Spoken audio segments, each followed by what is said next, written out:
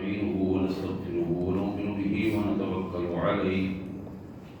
ونعوذ بالله من شرور أنفسنا ومن سيئات أعمالنا من يهده الله فلا مضل له ومن يضلله فلا هادي له ونشهد أن لا إله إلا الله وحده لا شريك له ونشهد أن سيدنا ومولانا محمدا عبده ورسوله أما بعد أعوذ بالله السميع العليم من الشيطان الرجيم بسم الله الرحمن الرحيم قل تعالوا أتل ما حرم ربكم عليكم ألا تشركوا به شيئا وبالوالدين إحسانا ولا تقتلوا أولادكم من إملاق نحن نرزقكم وإياهم ولا تقربوا الفواحش ما ظهر منها وما بطن ولا تقتلوا النفس التي حرم الله إلا بالحق ذلكم وصاكم به لعلكم تعقلون ولا تقربوا مال اليتيم إلا بالتي هي أحسن حتى يبلغ أشده وأوفوا الكيل والميزان بالقسط لا نكلف نفسا إلا وسعها وإذا قلتم فاعدلوا ولو كان ذا قربى وبعهد الله أوفوا ذلكم وصاكم به لعلكم تذكرون وأن هذا صراطي مستقيما فاتبعوه ولا تتبعوا السبل فتفرق بكم عن سبيله ذلكم وصاكم به لعلكم تتقون آمنت بالله صدق الله العظيم اللهم صل على سيدنا مولانا محمد وعلى آل محمد وبارك وسلم اللهم صل على جميع الأنبياء والمرسلين وعلى الملائكة المقربين وعلى سائر الصحابة والتابعين وعلى عباد الله الصالحين اللہ کی پاک کلام قرآن مجید میں یہ 8واں پارہ ہے سورہ انعام 8ویں پارے کا یہ 6واں رکوع ہے جس کی پہلی آیات میں نے آپ سے تلاوت کی آپ کے سامنے آئیے سب سے پہلے ان آیات کا سادہ سا مفہوم اللہ کے مبارک نام سے بڑا مہربان بہت زیادہ رحم کرنے والا ہے قل تعالوا اتل ما حرم ربكم علیکم میرے رسول میرے بندوں کو بتاؤ آؤ میں تمہیں وہ چیزیں گن کر بتاؤں جن چیزوں کو تمہارے پروردگار نے تمہارے اوپر حرام قرار دیا ہے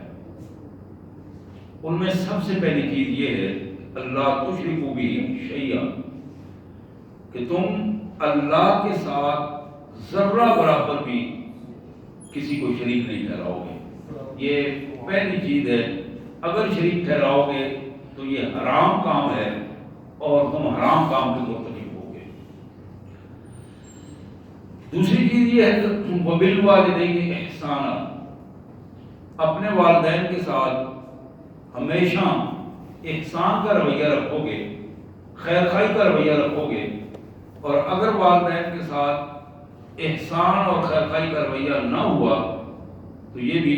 حرام کام ہے اور تمہیں حرام کام کا اندازہ رہنا چاہیے وَلَا تَقْتُلُوا أَوْلَادَكُمْ مِنْ إِمْلَاقٍ نَحْنُ نَرْزُقُكُمْ وَإِيَّاهُمْ اور تمہارے لیے حرام یہ ہے کہ تم کسی بھی مسئلے میں اپنی اولاد کو بالخصوص رزق کے ڈر سے قتل نہ کرو ہم تمہیں بھی رزق دیتے ہیں اور انہیں بھی ہم ہی رزق دیں گے ولا تقربوا الفواحش ما ظهر منها وما بطن، اور تمہارے لیے یہ بھی حرام ہے کہ تم بے حیائی کے قریب بھی پٹکو، کرنا تو دور کی بات ہے، بے حیائی کے کسی عمل کے قریب بھی جانا یہ تمہارے لیے حرام ہے۔ ما ظہر منها وما بطن، وہ بے حیائی کھلی بے حیائی ہو یا چھپی ہوئی بے حیائی ہو، کسی دوسرے کو نظر آ رہی ہو یا نہ نظر آ رہی ہو۔ ولا تقتلوا النفس التي حرم الله الا بالحق، اور کسی بھی فرد کو،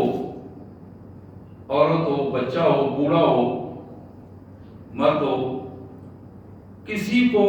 بلا وجہ قتل کر دینا یہ حرام کاموں میں بھی بدترین حرام کام ہے۔ ذالکم وصاکم بہ لعلکم تعقلون، یہ اللہ کی طرف سے تمہارے لیے وہ اہم حکم ہے تاکہ تمہیں سمجھ نصیب ہو اور سمجھداری سے تم اپنی زندگی بسر کر سکو۔ ولا تقربوا مال الیتیم الا بالتی ہی احسن حتی یبلغ اشدہ، اور تمہارے لیے یہ بات بھی بڑی اہم ہوگی کہ تم کسی بھی صورت میں یتیم کے مال کو ہڑپ کرنے کی کوشش نہ کرو۔ الفاظ ہیں ولا تقربوا، بدنیتی کی کسی پہلو سے بھی یتیم کے مال کے قریب بھی نہ جاؤ۔ اس کا اصل ترجمہ کیا ہوگا؟ بدنیتی کی کسی بھی انداز میں یتیم کے مال کے قریب بھی نہ پٹکو۔ ہاں اگر وہ تمہارے حفاظت میں دیا گیا ہے تو تم اگر مجبور ہو، اس مجبوری، معاشی مجبوری کے حوالے سے اپنا ضرورت کا حصہ وہاں سے لے سکتے ہو، اس حوالے اس وقت تک جب تک کہ یتیم فرد بالغ نہیں ہو جاتا، وہ اپنے مال کی خود حفاظت کرنے والا نہیں ہو جاتا، اور جب وہ خود حفاظت کرنے والا ہو جائے تو اس کی سپورٹ کر دو۔ وَأَوْفُوا الْكَيْلَ وَالْمِيزَانَ بِالْقِسْطِ، میرے رسول میرے بندوں کو یہ بھی بتاؤ کہ اگر تم ناپ تول میں بے انصافی کرو گے یہ بھی تمہارے لیے حرام کام ہے۔ اگر تم ناپ تول میں بے انصافی کرو گے یہ بھی تمہارے لیے حرام کام ہے۔ یہ ناپ تول میں انصافی دکان پہ ہو، فیکٹری میں ہو یا کسی دفتر میں ہو، یہ سارے معاملات اپنی اپنی جگہ پر ہر شخص آپ اسے محسوس کر سکتا ہے۔ اللہ فرماتے ہیں لا نکلف نفسا الا وسعها، میرے بندے اسے مشکل نہ محسوس کریں، ہم نے کسی کو بھی اس کی ہمت سے بڑھ کر اس پر ذمہ داری نہیں ڈالی، جتنی ذمہ داری ڈالی ہے اتنی ہم نے اسے ہمت بھی دے دی ہے پورا کرنے کی۔ اور یہ ہے بڑی اہم بات، وَإِذَا كُنْتُمْ فَعَدِلُوا وَلَوْ كَانَ ذَا قُرْبَىٰ، جب تمہیں معاشرے میں عدل و انصاف کرنے کی ذمہ داری دی جائے، معاشرے میں جب تمہیں سچی گواہی دینے کی بات کی جائے، وہ اگرچہ تمہارے کسی قریبی رشتہ دار کے خلاف کیوں نہ ہو، تمہارا کام ہے کہ انصاف کے ساتھ اس کو فیصلہ کرنا اور انصاف کے ساتھ وہ گواہی دینا۔ وَبِعَهْدِ اللَّهِ أَوْفُوا، اللہ کے ساتھ جو تم نے انصاف کا وعدہ کیا ہے، اللہ کے ساتھ جو تم نے اطاعت کا وعدہ کیا ہے اس کو پورا کرو۔ ذَلِكُمْ وَصَّاكُمْ بِهِ لَعَلَّكُمْ تَذَكَّرُونَ، یہ اہم حکم ہے تمہارے لیے تاکہ تم اس سے نصیحت حاصل کر سکو اور اپنے آپ کو درست کر سکو۔ وَأَنَّ هَذَا صِرَاطِي مُسْتَقِيمًا فَاتَّبِعُوهُ، اور میرے رسول تم میرے بندوں کو یہ بھی بتاؤ، اپنے حوالے سے بتاؤ کہ میرا یہی راستہ ہے جو تمہیں میں نے بتایا ہے۔ وَأَنَّ هَذَا صِرَاطِي، یہ ہے میرا راستہ، مستقیماً، بالکل سیدھا اللہ کی طرف جاتا ہے۔ فَاتَّبِعُوهُ، تم میں سے ہر ایک مسلمان کی ذمہ داری یہ ہے کہ وہ ان حرام کاموں سے بچتے ہوئے اس سیدھے راستے کو اختیار کرے۔ وَلَا تَتَّبِعُوا السُّبُلَ فَتَفَرَّقَ بِكُمْ عَنْ سَبِيلِهِ، اس راستے کو چھوڑ کر کسی دوسرے راستے پر جب چلے گا تو وہ اصل راستے سے اس کو بھٹکا کے رکھ دے گا۔ ذالکم وصاکم بہ لعلکم تتقون، یہ اہم ترین وصیت اور حکم تمہارے لیے اس لیے ہے تاکہ تمہارے اندر تقوی پیدا ہو۔ آمنت باللہ، صدق اللہ العظیم۔ میرے انتہائی واجب الاحترام بھائیوں بہنوں، یہ آیات 8ویں پارے کے 6 رکوع کی آیات ہیں۔ تقریباً 6 رکوع پورا ہے، جس میں ایک آدھ آیت کم ہے۔ فارغ وقت میں کوشش کریں کہ ضرور کسی وقت ان آیات کا مطالعہ کریں۔ 8ویں پارے میں یہ 6 رکوع شروع ہوتا ہے جو میں نے آپ کے سامنے تلاوت کیا، اور اس کا مختصر سا ترجمہ سادہ انداز میں رکھا ہے۔ محمد کریم صلی اللہ علیہ وسلم جو دین لائے، جو نظام زندگی اللہ تعالیٰ نے آپ کے ذریعے ہمیں عطا کیا، وہ نظام زندگی ایسا ہے جو امن اور سکون والا ہے۔ امن، سکون، اور یہ حقیقت ہے کہ معاشرے کو خوبصورت بنا دینے والا ہے۔ یہ ہماری بدبختی ہے کہ ہم اللہ کے دیے ہوئے اس دینی نظام کو چھوڑ کر شیطانی نظام کی طرف لپکتے ہیں، جس کا نتیجہ یہ نکلتا ہے کہ ہم ذلت اور رسوائیوں میں گر جاتے ہیں۔ شیطان مختلف طریقوں سے، مختلف افراد کے ذریعے، مختلف ڈگڈگیاں بجانے والوں کے ذریعے ایسے ہی چیزیں جو بظاہر بڑی پرکشش بنا کے ہمارے سامنے رکھتے ہیں، اور نتیجہ یہ نکلتا ہے کہ وہ جو پرکشش چیزیں ہوتی ہیں ان کے اندر اتنی گندگی اور تعفن ہوتا ہے، جب وہ بدبو ہمیں آتی ہے پھر ہمیں ہمارے دماغ کھلتے ہیں کیا ہو گیا ہمارے ساتھ ہو کیا ہے۔ لیکن جو سچا ایماندار ہے، اس کا ایمان، اس کی فراست اس کو مجبور کرتی ہے کہ وہ دور سے دیکھ لے کہ یہ سچی بات ہے اور یہ جھوٹی بات ہے، اور یہ سچائی اور جھوٹ کا فرق بیان کرنے کے لیے قرآن مجید سے تعلق ہونا ضروری ہے، سنت رسول کو سمجھنا ضروری ہے۔ جب تک ہمارا تعلق اللہ کے قرآن اور محمد رسول اللہ کی سنت سے ہوگا، ہم سچائی اور جھوٹ کو سمجھتے چلے جائیں گے، اور جب ہم اپنا تعلق اس سے کمزور کریں گے، لوگوں سے تعلق مضبوط کریں گے، لوگوں کی باتوں پر چلیں گے، کہانیاں اور قصوں پر چلیں گے، فلاں جگہ پہ اس طرح ہوا، اس کا نتیجہ یہ ہوا، اس کا نتیجہ یہ نکلے گا کہ اللہ کی سچی بات سے ہم دور ہوں گے اور لوگوں کی جھوٹی باتوں کے جال میں پھنس جائیں گے، اور جھوٹی باتوں کے جال میں جب پھنسیں گے تو بعض اوقات بندے کو توبہ کی توفیق بھی نہیں ہوتی، اور اس وقت ہوش آتی ہے جب بندہ کٹہرے میں کھڑا ہوتا ہے اللہ کے حضور، اور اس سے پوچھا جا رہا ہوتا ہے، اور اس کے پاس نہ تو کوئی جواب ہوتا ہے اور نہ ہی ناکامی کے سوا کوئی اور راستہ ہوتا ہے۔ تو میرے انتہائی عزیز بھائیوں، یہاں یہ آیات اور یہ حدیث جو میں آپ کے سامنے رکھوں گا، یہ چیزیں ہمیں بڑے کھلے انداز میں اب ہم سوچ رہے ہیں اس حوالے سے۔ بڑی مشہور بات ہے کہ کوئی بھائی قبرستان میں گیا نا، تو وہاں جا کے دعا کی اس نے، اور کھڑا تھا اور بڑے حسرت سے کہنے لگا، بڑے پرسکون ہو آپ لوگ اور سکون کی نیند سو رہے ہو۔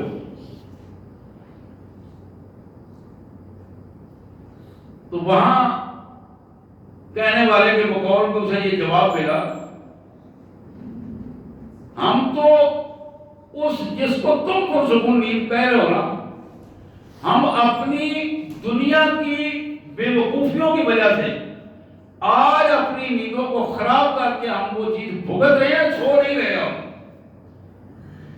یہ آپ کو ہوش ہونی چاہیے کہ آج جو آپ کچھ دنیا میں کر رہے ہو، کل قبر میں اس کو سونے کی بات نہیں، اور قبر میں اسے بھگتنے کی بات ہے، اور اس بھگتنے کی کیفیت کو تمہیں آج اگر محسوس کر جاؤ تو پھر تمہاری قبر پرسکون ہو سکتی ہے، لیکن آج اگر اس کیفیت کو تم محسوس نہیں کرو گے تو پھر تمہاری قبر کا ایک ایک لمحہ تمہارے لیے بڑی پریشان کن کیفیت ہوگی۔ اب اس سے بڑی کیا بات ہو سکتی ہے کہ حضرت عثمان غنی جیسا بندہ، جس کو زندگی میں رضی اللہ تعالیٰ عنہ جن کو زندگی میں ایک بار نہیں، دو بار نہیں، کئی بار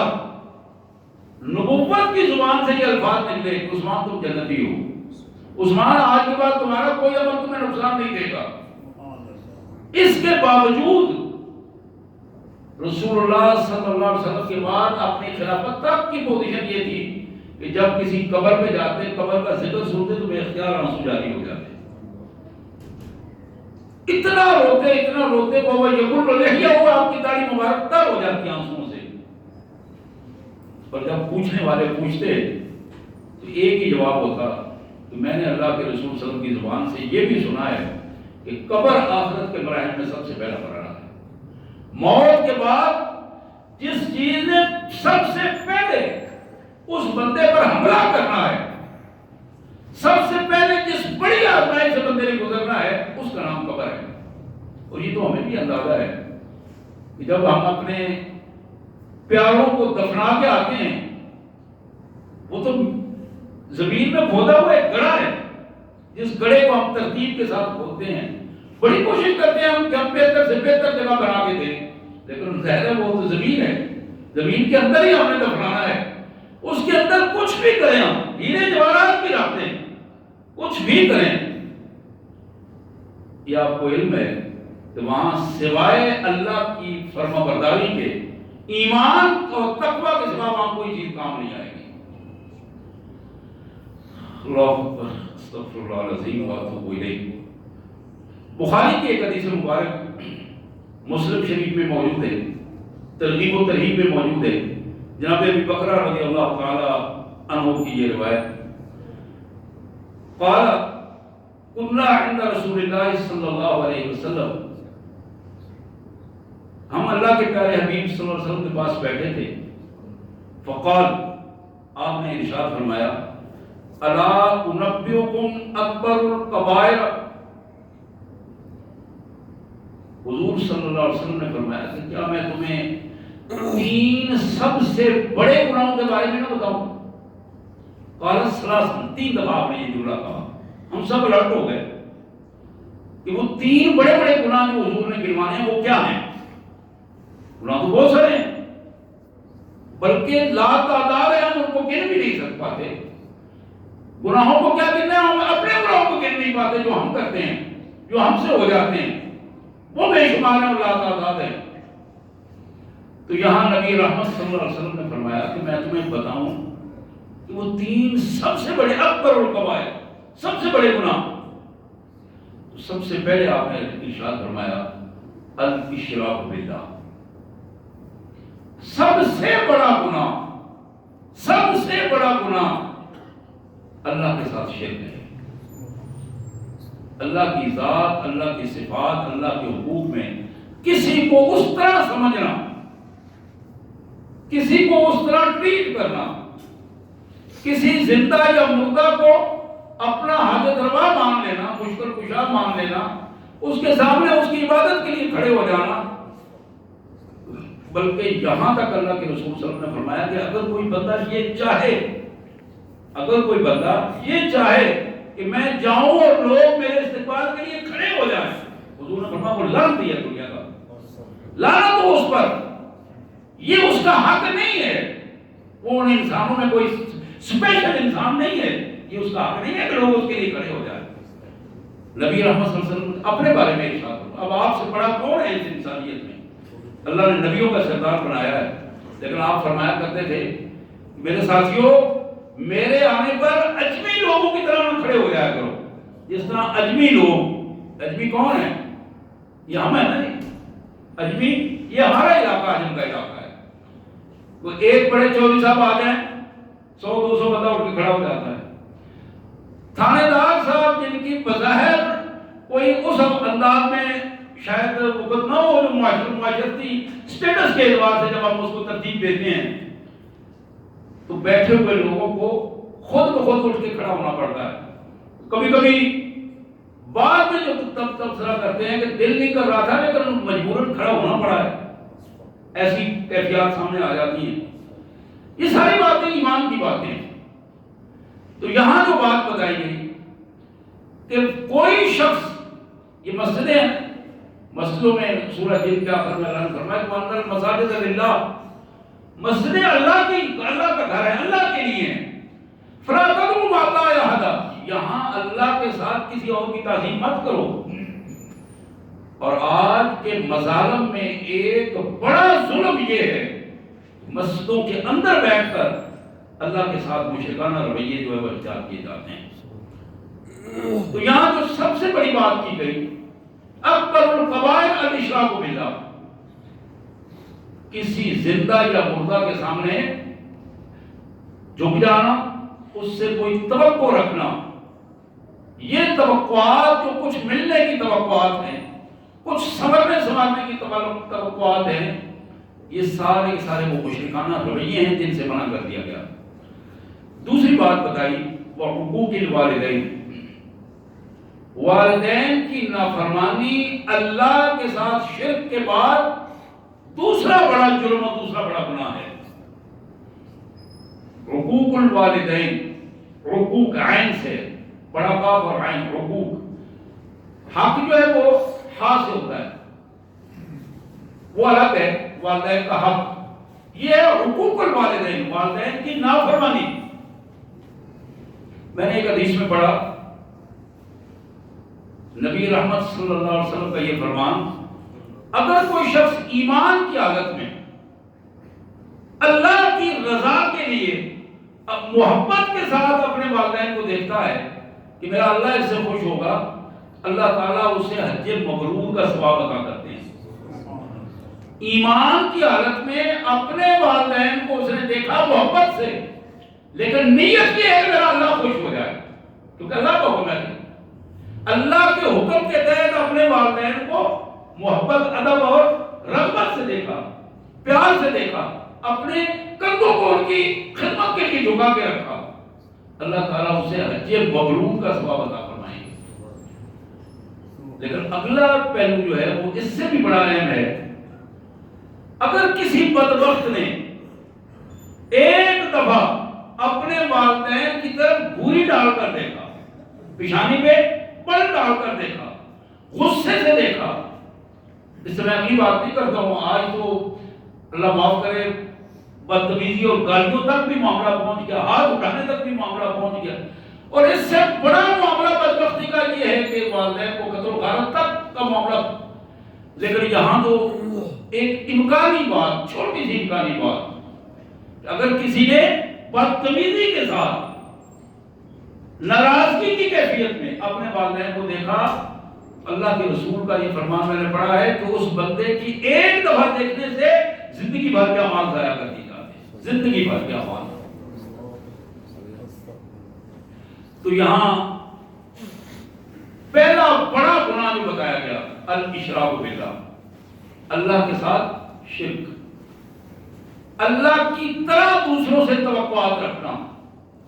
اللہ کے حضور کھڑے ہونے کی طرح دوسرے کے سامنے کھڑے ہو جانا، یہ طریقہ کار، ہاتھ باندھے نماز میں کسی دوسرے کے سامنے ادب سے ہاتھ باندھ کر کھڑے ہو جانا، رکوع کسی دوسرے کے سامنے رکوع کی کیفیت میں جھک جانا،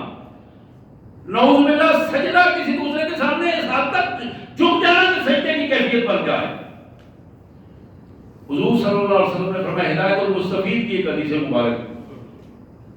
کہ کسی بھی ایسی صورت میں جس میں بندہ اللہ کے سامنے کھڑا ہوتا ہے یا بیٹھتا ہے، اس کیفیت کو کسی انسان کے سامنے عبادت کے رنگ میں نہیں بنانا چاہیے، جو اس طرح بنائے گا وہ شرک کی ایک قسم بن جائے گی۔ اور زندگی میں اگر کسی بھی سطح پر ایک دفعہ شرک ہو گیا، جان بوجھ کر ایک دفعہ شرک کر لیا، پچھلے سارے اعمال ضائع ہو گئے، اب نئے سرے سے کام شروع ہوگا۔ آپ ذرا اندازہ کریں کہ کتنی مشکل سے بڑا بچ بچا کے آدمی کو تھوڑے بہت اعمال جو ہے اللہ کے حضور رو رو کے توبہ کر کے استغفار کر کے، بعض اوقات بڑے مشکل حالات میں بندے کا دل نہیں کر رہا ہوتا، پھر وہ مسجد میں آتا ہے نماز کے لیے، مشکل حالات میں جیب سے پیسے خرچ کرتا ہے، نیکیاں سنبھال کر، اور اتنی سنبھال کر نیکیاں رکھنے کے باوجود اگر چھوٹے سے فضائل، چھوٹے سے اس عمل سے بندے کی پوری نیکیاں ضائع کر دی جائیں، آپ اندازہ کر سکتے ہیں کہ اس سے بڑا نقصان اس بندے کا کیا ہوگا۔ تو یہاں ارشاد فرمایا گیا کہ 3 بڑے گناہوں کو جو رسول اللہ صلی اللہ علیہ وسلم نے گنوائے، پہلا گناہ الاشراک باللہ، دوسرا گناہ والدین کی نافرمانی، حقوق الوالدین۔ قرآن مجید نے سورہ لقمان میں یہاں تک ارشاد فرمایا اگر تمہارے والدین کافر ہیں، مسلمان نہیں ہیں، اور تمہیں وہ شرک کا حکم دیں، بے دینی کے بارے میں لگانے کی کوشش کریں، اپنے بے دینی کے راستے کی طرف لگانے کی کوشش کریں، فلا تطیعہما، پھر ان کی بات نہیں ماننی۔ بے دینی کی بات تم ان کی نہیں مانو گے، لیکن وصاحبہما فی الدنیا معروفا، دنیا داری کا جو رویہ ہے، ان کے کھانے پینے کا جو سلسلہ ہے، ان کے رہنے سہنے کی جو خدمات ہیں، ان کو لے جانا لانے کی جو خدمات ہیں، ان میں تمہارا رویہ درست رہنا چاہیے۔ یہ نہ ہو کہ ان کی بے دینی کی وجہ سے تمہارا اپنا رویہ ان کے ساتھ غلط ہو۔ اللہ نے یہاں تک ارشاد فرمایا کہ دنیا داری میں ان کی خدمت کے حوالے سے تمہیں کمی نہیں کرنی، بے دینی کا بہانہ بنا کر ان کی خدمت نہیں چھوڑ دینی۔ وہ حقوق الوالدین۔ تیسری بات بڑی اہم ہے، اس پہ ذرا غور کیجیے۔ یہ باتیں وہ ہیں جو ساتھ ساتھ میں آپ ہم اپنا تجزیہ کرتے چلے جاتے ہیں کہ ہم کہاں کھڑے ہیں۔ وہ شہادت الزور او قول الزور، 2 باتیں آپ نے فرمائی، جھوٹی گواہی دینا، جھوٹ کا گواہ بن جانا، جھوٹے انسان کا ساتھ دینا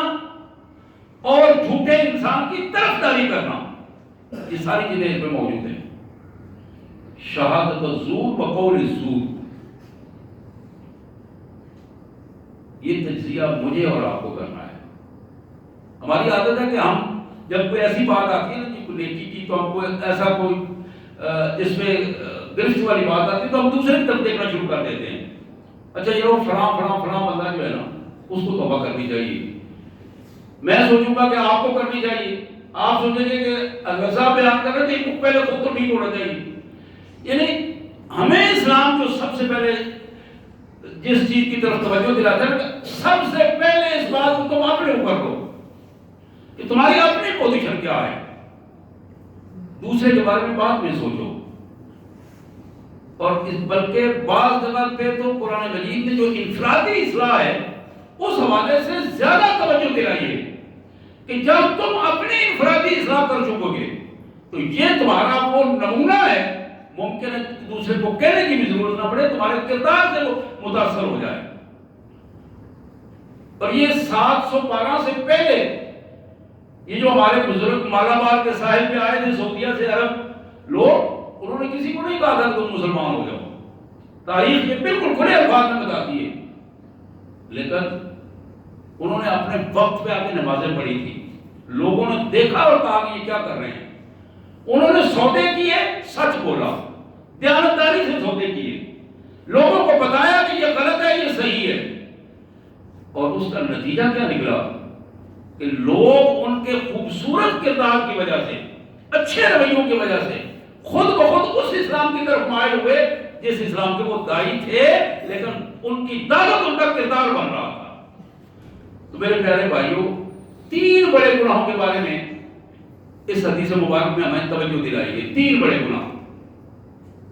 تو میں تیسرے گناہ کے بارے میں بات کر رہا تھا، شرک اور والدین کی نافرمانی کے بعد شہادت الزور، شہادت زور اور قول الزور۔ اب یہ شہادت زور اور قول زور جو ہے، کبھی کبھی ہم اس پہ اگر تھوڑی سی توجہ دیں تو ہمیں احساس ہوگا، ہم مذاق میں جھوٹ بول جاتے ہیں، ہم کہتے ہیں کہ مذاق ہو رہا ہے، بلکہ جن کو ہماری قوم کامیڈین کے نام سے جانتی ہے، کہ جو مزاحیہ اداکاروں کے نام سے جانتی ہے، جن کی بیماری پر انہیں امریکہ بھجوانے کی کہانیاں سنائی جاتی ہیں اور بھجوایا جاتا ہے لاکھوں ڈالر خرچ کر کے، کیا ہے اس کو کیا کہتے ہیں؟ جھوٹ بول کر دوسروں کو ہنسانے کی کوشش کرنا، اور یہ بہت بڑا گناہ ہے۔ اب انسان سوچتا کہ اچھا یار تو یہ تو ایک اچھا کام کر رہے ہیں، دوسروں کو ہنسا رہے ہیں. اسلام نے کہا کہ تم ہنسانے میں بھی جھوٹ اگر نہیں بولو گے تو اللہ تعالیٰ جنت میں تمہاری مرضی کا گھر تمہیں عطا کرے گا. کجا کہ یہاں تم، اور جب تم جھوٹ بولو گے چاہے وہ کسی سے مذاق میں ہی بول دیا تم نے، تو تمہارے لیے ذلت اور رسوائی اور جہنم کا سبب بن جائے گا. تو یہاں میں عرض کر رہا تھا، ایک آدمی دکان میں بیٹھا ہے، ذہن میں کیا ہے، دو چار اگر آگے پیچھے کی باتیں کر کے میں 4 پیسے نہیں کماؤں گا تو میرے بچے بھوکے مر جائیں گے. یہ الفاظ بار بار آتے ہیں، سرمس میں آدمی ہوتا ہے، اچھا یار میں یہ نہ کروں تو کیا کروں، میں اب میرے بچے بھوکے مر، بچوں کی روزی کا مسئلہ ہے. یہ مشرکانہ الفاظ ہم نکالتے چلے جاتے ہیں اپنے زبان سے، ہمیں اس کا ادراک ہی نہیں ہوتا کہ روزی دینے والا رب ہے. روزی تو رب کے پاس ہے، اللہ کے ہاں سے روزی آتی ہے. وَفِي السَّمَاءِ رِزْقُكُمْ وَمَا تُوعَدُونَ. جس رزق کے دینے کا ہم نے تم سے وعدہ کیا ہے وہ زمین سے نہیں آسمان سے آتا ہے. اس نظریے کو مضبوط کرنا اور اپنے ذہنوں میں بٹھانا، اور پھر جو حدیث مبارک میں ابھی پیش کر رہا ہوں آپ اس پہ ذرا غور کیجئے. اللہ کے پیارے حبیب صلی اللہ علیہ وسلم نے فرمایا، کئی دفعہ یہ حدیث میں نے آپ کو سنائی ہے، ہر بار سنانے کو دل کرتا ہے کہ اللہ کے رسول صلی اللہ علیہ وسلم نے فرمایا کہ کل قیامت کے دن تمام انسانوں میں نتائج کے اعتبار سے وہ شخص بدترین شخص ہوگا جس نے دوسرے کی دنیا بنانے کے لیے اپنی آخرت بگاڑ دی. دوسرے کی دنیا بنانے کے لیے، یہ دوسرا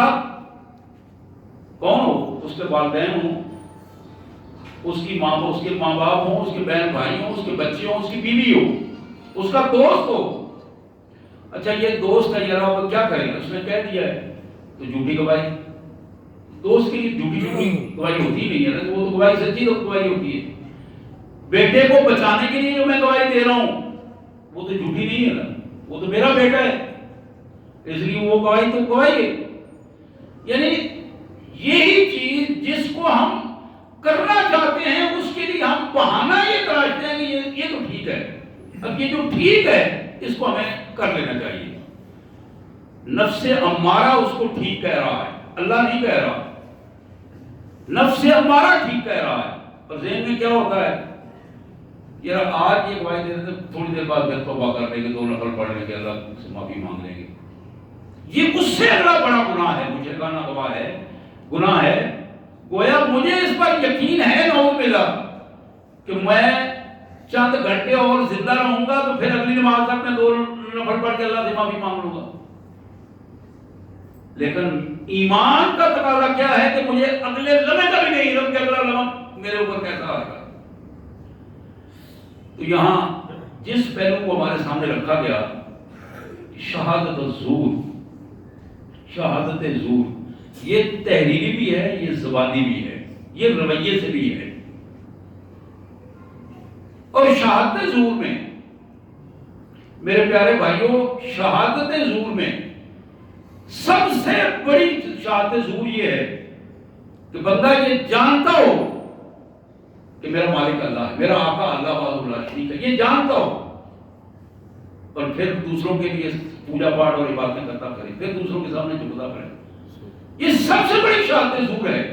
کہ وہ جانتا ہو کہ میرا مالک اللہ ہے، میری کسی چیز پہ ملکیت کا حق نہیں ہے. میں تو خالی ہاتھ آیا تھا اور خالی ہاتھ جاؤں گا، میں تو کوئی چیز نہیں لے کے آیا، میری ملکیت کس چیز کی ہے. تو جب میں خالی ہاتھ آیا تھا، خالی ہاتھ مجھے جانا ہے، تو جو کچھ دیا وہ تو میرے مالک نے مجھے دیا. اب میں یہ کہوں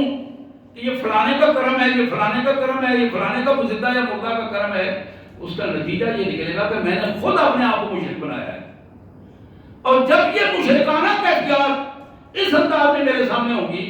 اس کا فطری نتیجہ یہ نکلے گا کہ میں نے اپنے لیے اپنی آخرت کی زندگی کو برباد کر دیا. دنیا کی زندگی میں چھوٹا سا فائدہ لینے کے لیے ہمیشہ کی زندگی کو میں نے قربان کیا ہے. تو یہاں اس پہلو سے بھی ہمیں غور کرنا چاہیے کہ شہادت زور کا وہ پہلو کہ میں لکھ رہا ہوں، تحریر لکھ رہا ہوں، ذہن میں کیا ہے، میں اپنی زبان سے تو کوئی بات نہیں کر رہا ہوں، میں نے تو لکھ کر دیا نا جی، لکھنے میں تو کوئی شہادت تو میں نے